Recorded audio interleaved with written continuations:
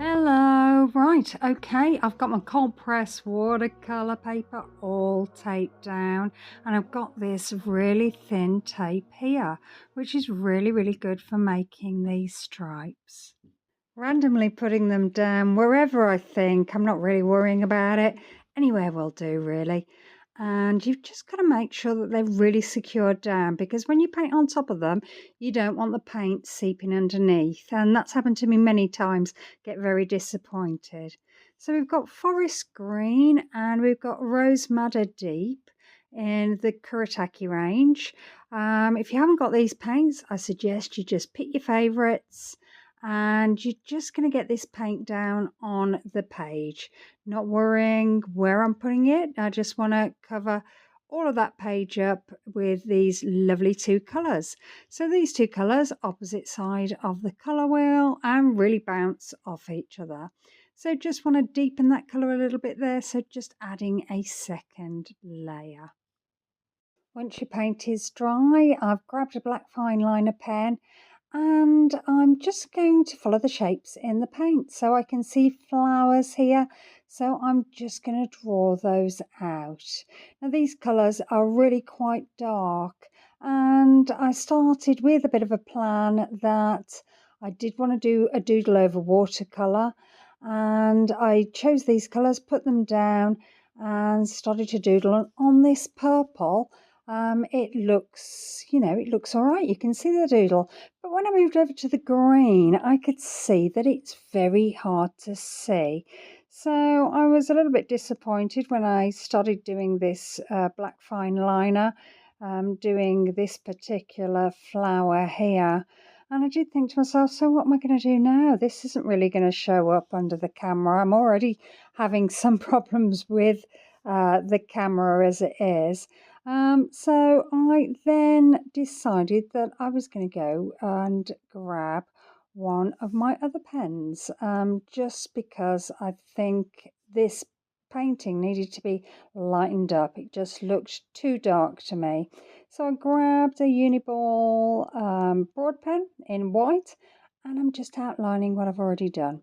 And I think that's made a massive difference. I don't know, what do you think? I think it's really making it look a little bit more bold. You can see the patterns a lot better, but I still like the black. I think the black offers a little bit of depth to that. I think if it was all white, it'd look a bit too in your face and contrasty. So I decided that I'd continue with the black fine liner and do my drawings of my flowers, and then grab the white and do lines either inside or outside of them. And I think that really makes the patterns bounce off the page, so you can see a lot better. The camera isn't picking up really on the colours that I've put down. When you look at them very closely, it sort of makes the paper look a little bit velvety. It looks really quite lush. I just wish this camera would pick up those details, but okay. Anyway, continuing with the doodle and just following those lines, following the shapes I'm seeing in that paint, and just going with the flow really. Just enjoying a little bit of doodle time. Very relaxing, very therapeutic, very in the moment. Not thinking of much apart from when I couldn't see my doodle. That was a little bit upsetting, but now I can see it plain and clearly.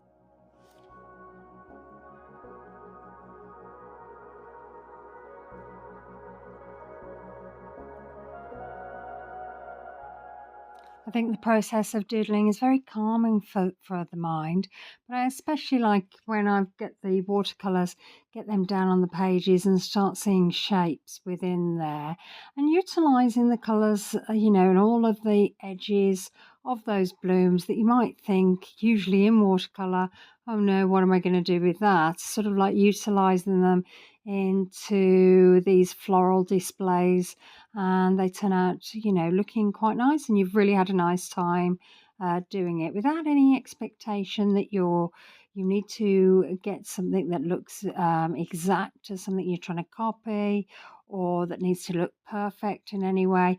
You're just following the colour and the paint and all those edges and just seeing where it takes you. So it's sort of a bit of an adventure going through your watercolour painting and seeing where it leads you.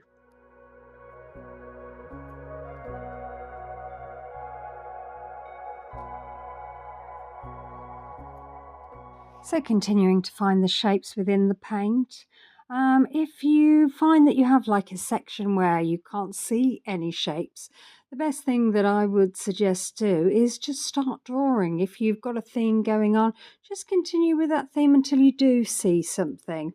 I'm sure when you move on to the next section, you'll see some shapes within your paint there.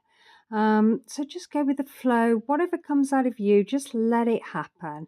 It's quite a natural process, quite organic, the way that it sort of spills out, your inner self spills out onto the page.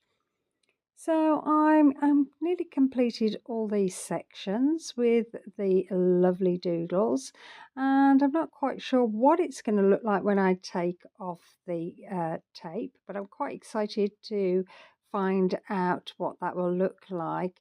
I mean, I had some thoughts through my mind. I mean, should I have painted first the whole page and then maybe put the tape over the top?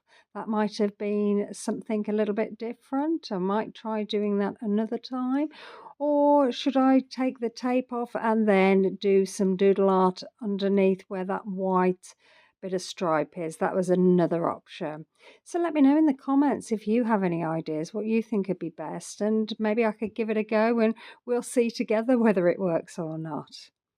So continuing with the white uni ball pen here, adding the white detail and finishing off with a bit of black pen. I've got my hairdryer and I've heated up all the tape, and I'm trying to be very careful here taking off the tape, trying to remember which bit comes off first. Sometimes I usually get tied up within the tape, not knowing which I should have torn off first, and I'm having to peel off a few bits at the same time. And then I've heated up these edge tapes and just pulling them off now. So I really like the way that looks. I like the way that the white actually complements the white stripe that we've left because the tape was on top. So I think that's worked really well, though it might have looked a little bit different if I'd have painted underneath and then put the tape on top.